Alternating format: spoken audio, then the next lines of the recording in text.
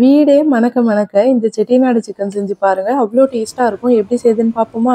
ஒரு பேனில் 2 table spoon எண்ணெய் சேர்த்துக்கோங்க. 4 வரமிளகா, 1 டேபிள் ஸ்பூன் முழு மல்லி, அடுத்து ஒரு பிரிஞ்சி இலை, பட்டை 3 இன்ச்சு, 2 ஏலக்காய், 2 லவங்கம் சேர்த்துக்கலாம்.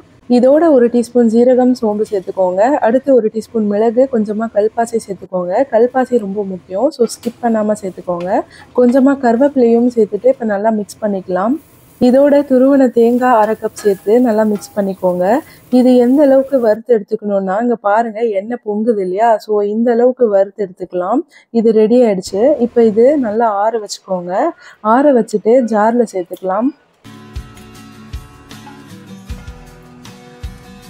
இதோட 1/4 கப் தண்ணி சேர்த்துட்டு ஃபைன் பேஸ்ட்டாக அரைச்சிக்கலாம்.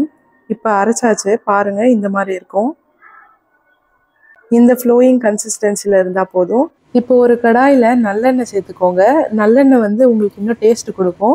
இதோட 1 டீஸ்பூன் சோம்பும் கொஞ்சமாக கருவேப்பிலை சேர்த்துட்டு 3 நீட்டாக கட் பண்ணி வச்ச வெங்காயம் சேர்த்து நல்லா வதக்கிக்கோங்க. வெங்காயம் நல்லா கோல்டன் ப்ரௌன் ஆகிற வரைக்கும் வதக்கிட்டு 1 டீஸ்பூன் இஞ்சி பூண்டு பேஸ்ட்டும் சேர்த்து நல்லா வதக்கிக்கலாம். இதோட 3 நீட்டாக கட் பண்ணி வச்ச தக்காளியும் சேர்த்து நல்லா வதக்கிக்கோங்க. தக்காளி நல்லா வதங்கினதும் மஞ்சத்தூள் 1/4 டீஸ்பூன், மிளகாய்த்தூள் 1/2 டீஸ்பூன், மல்லித்தூள் 1 டீஸ்பூன், தேவையான அளவு உப்பு சேர்த்து நல்லா மிக்ஸ் பண்ணிக்கலாம். நான் 1/2 kg சிக்கன் எடுத்திருக்கேன், ஸோ அதை சேர்த்துக்கலாம். மசாலா எல்லாம் சேர்ற மாதிரி நல்லா மிக்ஸ் பண்ணிக்கலாம். இப்போ கொஞ்சமாக கொத்தமல்லி தழையை சேர்த்துக்கலாம். இதோட அரைச்ச பேஸ்ட்டும் சேர்த்து நல்லா மிக்ஸ் பண்ணிக்கலாம். இதோட கொஞ்சமாக தண்ணியும் சேர்த்து நல்லா மிக்ஸ் பண்ணிக்கோங்க. இப்போ இது க்ளோஸ் பண்ணிவிட்டு ஒரு 20 நிமிஷம் லோ ஃப்ளேம்லேயே குக் பண்ணுங்கள். சிக்கன் நல்லா வெந்திருக்கும். பாருங்கள், நல்லா வெந்திருக்கு. அவ்வளோதான், ரெடி ஆயிடுச்சு. கண்டிப்பாக ட்ரை பண்ணிட்டு கமெண்ட் பண்ணுங்கள்.